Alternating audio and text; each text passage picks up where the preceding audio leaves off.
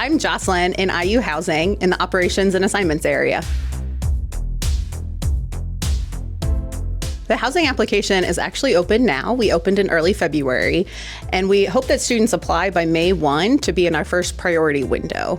We use priority windows to do our housing assignments, so we take everybody who's applied for housing from February up until May 1, and you're in the same group who are assigned at the same time and have the same chance of getting your preferences.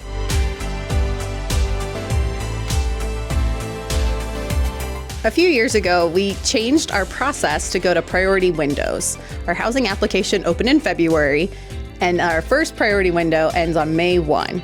So there's really no advantage to applying early for housing.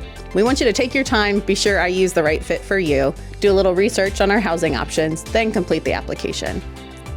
We take all of our students who apply in the first priority window and essentially put them in a big bucket. We work to collect all the puzzle pieces before we start creating the picture of campus.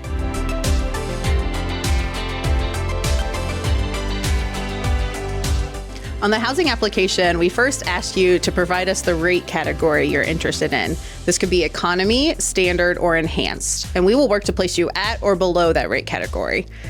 Recently, we made a change, and students are required to put 5 rankings of our neighborhood and room type preference. Our first year neighborhoods are the Central, Southeast, and Northwest, and the room types are single, double, or even a few triples across campus. When we do your assignment, we work to start with your financial need first and use that rate category. Then we look at the neighborhood ranking preferences. It's important to know that not all neighborhoods have all the rate category choices. For example, the Central neighborhood is where most of our economy and standard housing is, but there's not enhanced for first years in the Central neighborhood. The Southeast neighborhood is where you're going to find most of our enhanced cost spaces in suite styles and occasionally a few apartments. As a first-year student, you're required to live on campus for your first full academic year. Unfortunately, as a sophomore, we don't guarantee your housing on campus. We have about 3,000 to 4,000 returning students that choose to come back on campus. The university provides a lot of different resources as you look to plan your housing for future years. This might be joining a sorority or fraternity and living in a house facilitated by that program. Our student legal services team offers lease reviews and connections to landlords.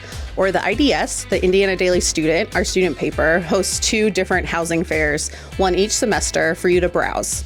I always encourage students to look in fall and then commit in spring when it comes to their housing.